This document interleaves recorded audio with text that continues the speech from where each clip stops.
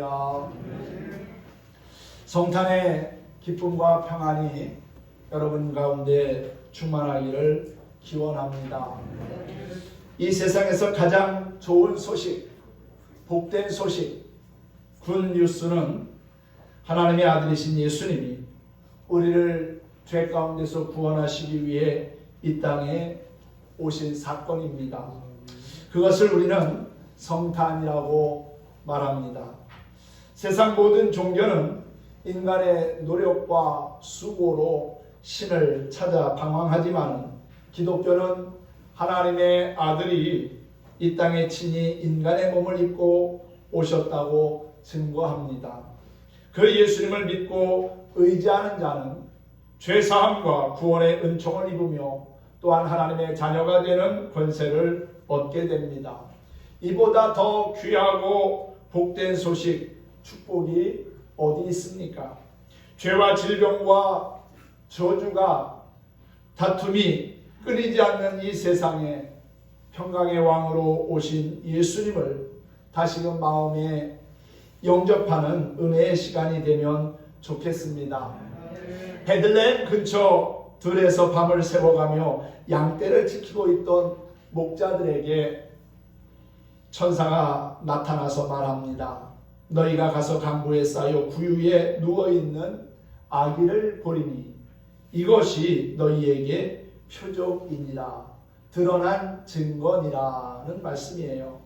성탄절이 되면은 많은 교회마다 구유에 누워있는 아기 예수를 성탄의 표적으로 장식을 하지요. 그리고 그 어린 주 예수 늘 자리 없어 그 귀하신 몸이 구유에 있네라고 찬송을 부릅니다. 그런데 여러분, 구유가 무엇입니까? 구유는 말이나 소의 먹이를 담아주는 그릇으로 먹이통이지요. 그것도 짐승의 먹이통입니다. 사람이 아기를 낳아 구유에 누인다는 것은 상상할 수도 없는 일이지 않습니까? 그런데도 그것이 그리스도를 알아보는 표적이 된다는 겁니다.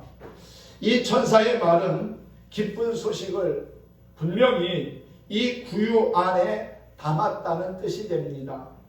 거듭 말하지만 구유는 먹이통입니다. 그러므로 구유에 담긴 것은 먹이일 뿐이지요. 구유에 눕혀진 예수님은 결국 먹잇감으로 이 세상에 오셨다는 표적인 셈입니다. 사도 요한은 바로 이 구유에 누워있던 아기가 커서 십자가에 달리기 전에 이렇게 말했다고 했습니다. 요한복음 6장 51절 이하의 말씀입니다. 나는 하늘에서 내려온 살아있는 떡이니 내 살을 먹고 내 피를 마시는 자는 영생을 가졌고 마지막 날에 내가 그를 다시 살리리니 내 살은 참된 양식이요 내 피는 참된 음료로다 라고 했습니다.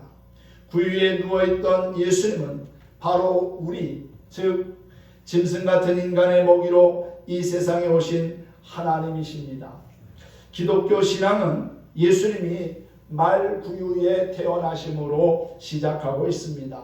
2000년 전 하나님의 아들이신 예수님은 왜 그렇게 우리가 이해할 수 없는 낮고 천한 모습으로 이 땅에 오신 것일까요? 그것은 바로 우리가 해결할 수 없는 죄의 문제를 해결해 주시기 위함이었습니다. 우리 스스로는 죄의 문제를 완전히 해결할 수가 없습니다. 구약시대에는 제사장이 짐승을 잡아서 번제를 드리면서 죄의 용서를 구했습니다. 물론 짐승을 잡아서 하나님께 제사 지내는 것이 죄를 용서받을 수 있는 그 당시에 유일한 일이었지만 완전하지는 못했다는 겁니다. 그 일반적인 제사가 완전한 죄 사함을 얻게 했다면 예수 그리스도가 이 땅에 오실 이유가 없었겠지요.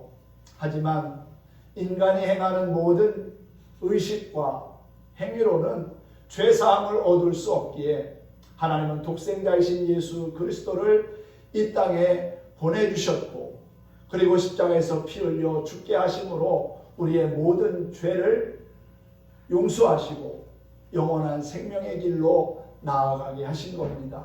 우리는 단지 그 사실을 믿음으로 말미암아 구원함을 얻게 된 것이지요. 당신의 생명을 주시면서까지 우리를 구원하시려는 하나님의 그 뜨거운 마음 그리고 진한 사랑을 느낄 수 있는 현장이 바로 말구유였다는 사실이지요. 지극히 높은 곳에서는 하나님께 영광이요 땅에서는 하나님이 기뻐하신 사람들 중에 평화임을 선포한 천사들의 찬송이 우리의 삶에서 다시금 고백되어졌으면 좋겠습니다. 나를 구원하시려고 이 땅에 오시고 말구유에 누이신 예수님의 성탄의 의미를 다시금 되새기며 다시 오실 주님을 기다리는 저와 여러분이 되기를 소망합니다. 사람들은 누구나 선물을 좋아하지요. 아무것도 가진 것 없이 빈몸으로 태어난 우리는 살아가는 삶의 여정 속에서 참으로 많은 것을 받아서 누리며 살고 있습니다. 하나님은 우리가 이 땅에 살아가면서 필요한 모든 것들을 다 선물로 주셨습니다. 사랑하는 부모와 형제, 자녀, 가족을 비롯해서 우리가 함께 예배를 드리는 이 교회, 이웃, 삶의 터전, 직장, 직업, 그리고 건강 등 참 다양한 많은 선물을 우리에게 주셨습니다. 하나하나 곰곰이 생각해 보면 참 우리는 하나님으로부터 많은 것을 받았다는 것을 알게 됩니다. 여러분이 지금까지 살아오면서 받은 선물 가운데 최고의 선물은 무엇입니까? 눈에 보이는 선물은 일시적이고 상대적이고 유한한 것들입니다. 언젠가는 사라질 것들이라는 거지요. 언젠가는 소멸되고 없어질 것들입니다.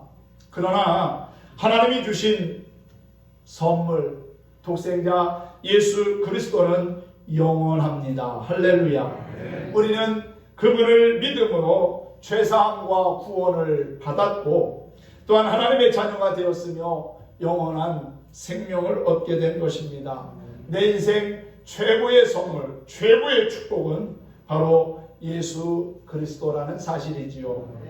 오늘 본문의 말씀은 우리를 구원하러 오신 예수 그리스도의 탄생을 기록한 내용입니다. 마태, 마가, 누가, 요한 사복음서 가운데 예수님의 탄생에 대한 이야기는 마태복음과 누가복음에만 기록되어 있습니다. 특별히 누가복음에서는 양을 치는 목자들을 통해서 예수님의 탄생이 알려지고 또한 축하하는 것을 보게 되지요. 2000년 전 유대 땅 베들레헴에서 양을 치던 목자들에게 천사들이 나타났습니다. 그것도 한밤중에 말입니다.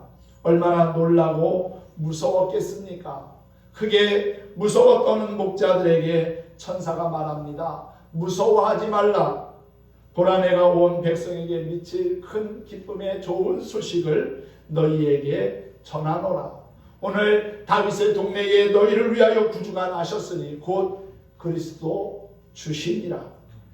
너희가 가서 강구에 쌓여 구유에 누워있는 아기를 보리니 이것이 너희에게 표적이니라 그랬지요.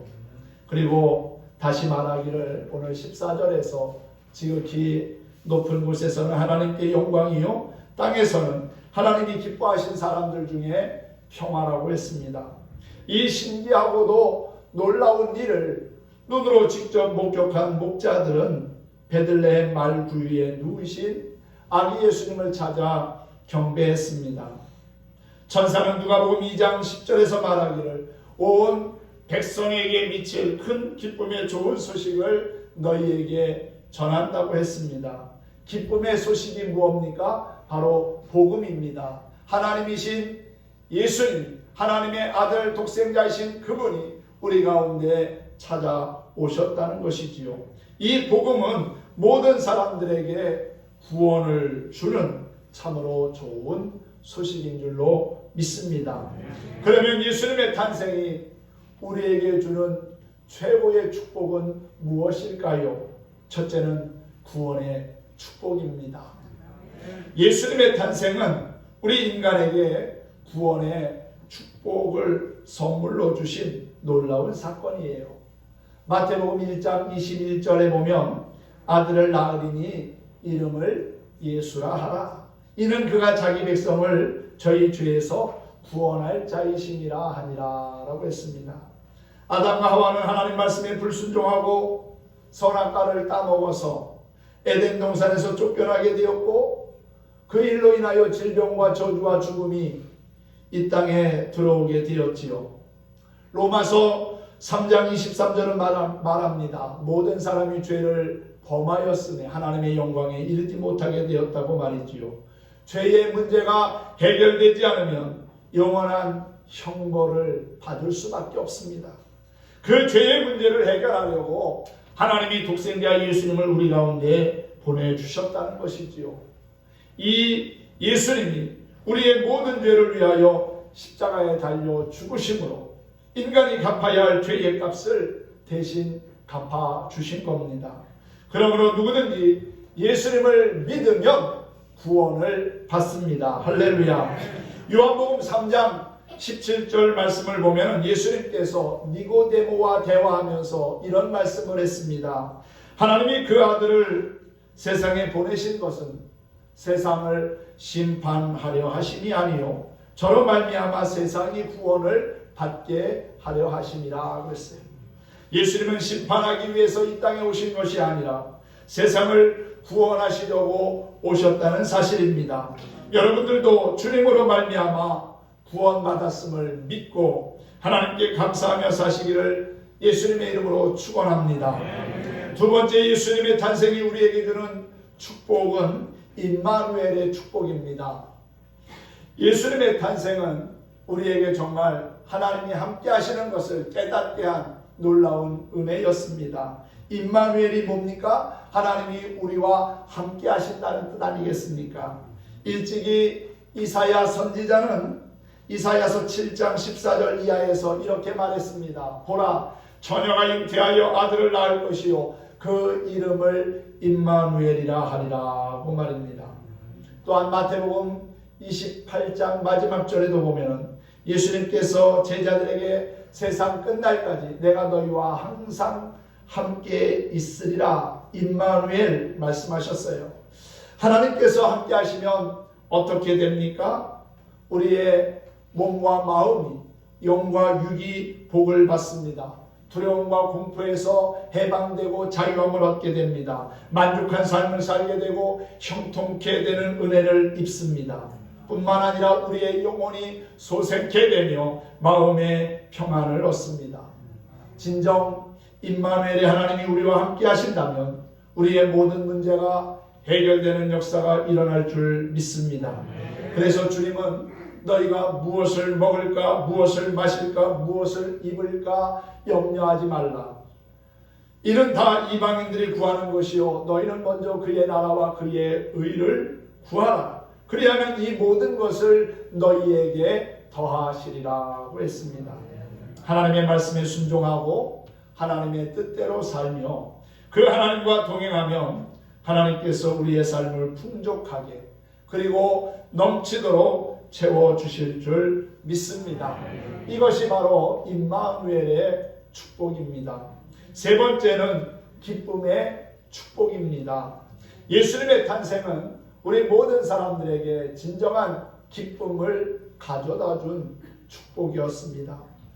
누가복음 2장 10절 말씀에 보면은 천사가 이르되 무서워 말라. 보라, 내가 온 백성에게 미칠 큰 기쁨의 소식을 너희에게 전하노라. 큰 기쁨의 좋은 소식을 전한다고 했습니다. 주님의 탄생은 우리 모든 사람들에게 큰 기쁨을 주시는 놀라운 은혜입니다.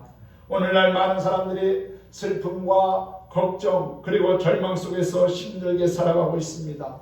근심과 걱정과 염려와 한숨만 가득한 세상에서 과연 어떻게 해야 우리가 기쁨의 삶을 살 수 있겠습니까?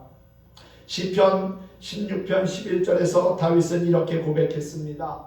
주께서 생명의 길로 내게 보이시리니 주의 앞에는 기쁨이 충만하고 주의 우편에는 영원한 즐거움이 있나이다 라고 말이지요. 기독교는 바로 기쁨의 종교입니다. 예수님을 영접하고 구원받은 하나님의 백성으로 신앙생활을 하면서 기쁨이 없다면 뭔가 문제가 있거나 잘못 믿고 있는 겁니다. 하나님 앞에 기도하면서도 마음에 기쁨이 없다면 뭔가 병든 상태에 빠진 겁니다. 하나님을 믿고 예수 그리스도를 믿고 성경 말씀을 믿고 진리 가운데 거하면 우리의 심령에는 항상 기쁨이 충만하게 되고 마음속 깊은 곳에서 기쁨의 샘이 솟아나게 된다는 사실입니다. 오늘날 수많은 사람들이 교회에 나온다고 하면서도 기쁨을 잃어버린 채, 기쁨을 빼앗긴 채 살아가고 있습니다. 그 안에 예수님이 없기 때문은 아닙니까? 잃어버린 예수님, 잃어버린 기쁨을 다시금 찾을 수 있기를 주님의 이름으로 부탁을 드립니다. 의학계에서도 기쁘게 사는 것, 웃으며 사는 것을 많이 강조합니다. 웃어야지 건강하지 늘 울면서 탄식하고 비관하면 질병에 끌려다니게 되고 암세포를 확장시키게 된다는 그러한 의학 연구의 보고도 있지 않습니까? 그러므로 건강하게 살려면 주 안에서 기쁘게 사시기를 바랍니다. 주님이 주시는 기쁨을 가지고 사는 우리 모두가 될 수 있기를 주님의 이름으로 축원합니다. 마지막 네 번째, 성탄이 우리에게 주는 최고의 축복은 바로 평화의 축복입니다. 누가복음 2장 14절 오늘 본문 말씀 마지막 절이지요. 지극히 높은 곳에서는 하나님께 영광이요 땅에서는 기뻐하심을 입은 모든 사람들 중에 평화로다 하니라 그랬어요. 이사야서 9장 6절 말씀에서도 이사야 선지자가 이렇게 말했지요. 한 아기가 우리에게 낳고 한 아들을 우리에게 주신 바 되었는 그 어깨에는 정사를 메었고 그 이름은 기묘자라 모사라 전능하신 하나님이시라 영존하시는 아버지시라 그리고 뭐라고 했습니까? 평강의 왕이라 할 것임이라 그랬어요. 예수님은 평강의 왕으로 이 세상에 오신 분입니다. 그러므로 누구든지 예수 그리스도를 믿는 사람, 예수 그리스도를 나의 구주로 영접하는 사람에게는 하나님이 주시는 평안이 있다는 사실입니다. 요한복음 14장 27절에서도 예수님은 너희에게 평안을 끼치노니 곧 나의 평안을 너희에게 주노라. 내가 너희에게 주는 것은 세상이 주는 것과 같지 아니하니라. 너희는 마음에 근심도 말고 두려워하지도 말라고 그랬어요. 하나님은 우리에게 평강 주시기를 기뻐하시는 분입니다. 그러므로 예수 안에 사는 사람은 불안과 두려움, 공포에서 벗어나 참 평화와 안식을 얻게 된다는 것입니다. 인류의 존재를 가장 위협하는 것 가운데 하나가 지구를 다 멸망시키고도 남을 원자폭탄이라고 합니다. 한 번은 미국 국회에서 최초의 원자폭탄 제조를 감독한 오펜하이머 박사를 초빙해서 이런 질문을 했습니다. 박사님은 원자폭탄을 만드셨는데 이 원자폭탄을 막을 수 있는 무기는 없습니까? 그러자 오펜하이머 박사가 웃으면서 이렇게 대답을 했다는 거예요. 원자폭탄을 막을 수 있는 무기가 있습니다. 그것은 바로 평화입니다. 라고 대답을 했다는 겁니다. 코로나 바이러스라고 하는 감염병의 위협, 각종 질병과 사건, 사고, 다양한 문제 앞에 서 있는 우리에게 정말 필요한 것이 있다면 하나님이 주시는 평화가 아니겠습니까? 이번 성탄절이 여러분 모두에게 하나님이 주시는 평안을 마음에 가득 담는 귀한 시간이 되었으면 좋겠습니다. 찬양 하나 하면서 말씀을 마치겠습니다. 오 주 없이 살 수 없네 라는 찬양입니다. 찬양 가사를 여러분들이 한번 잘 음미하면서 부르면 주님이 주시는 평안함이 여러분의 마음에 잔잔히 밀려옴을 알게 될 것입니다. 함께 찬양하겠습니다.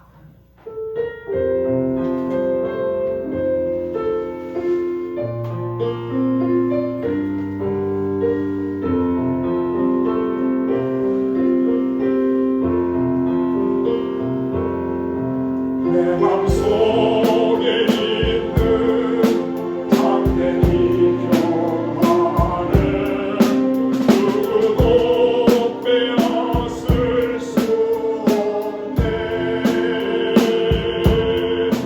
주님은 내 맘에 구주 되셨네. 오 주 없이 살 수 없네. 평화 없는 세상 고통과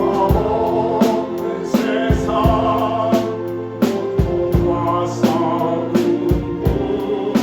사람들은 무서웠더래. 평화의 왕이 다시 올 때까지 죄와 전쟁은 끝이 없네. 오 주 없이 살 수 없네.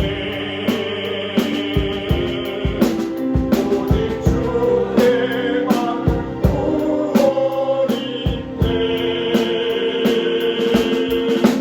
주님 없는 세상 평화 없네. 오 주 없이 살 수 없네. 네, 그렇습니다. 오직 주님만이 우리 모두에게 참된 평강이 되십니다. 성탄은 이 땅 모든 사람들에게 하나님이 주신 최고의 축복입니다. 성탄은 큰 기쁨의 좋은 소식입니다. 성탄은 막연히 왔다가 그냥 지나가는 일반적인 행사나 프로그램이 결코 아닙니다. 예수님의 탄생은 우리 모두에게 구원의 축복, 임마누엘의 축복, 기쁨의 축복, 그리고 평화의 축복이라는 사실이지요. 그러므로 이 놀라운 축복을 우리 형제와 가족 그리고 이웃과 나누며 감사할 수 있기를 바랍니다. 다시 한번 성탄의 기쁨과 축복이 여러분의 삶과 가정에 충만하시기를 예수님의 이름으로 축원합니다. 축복합니다.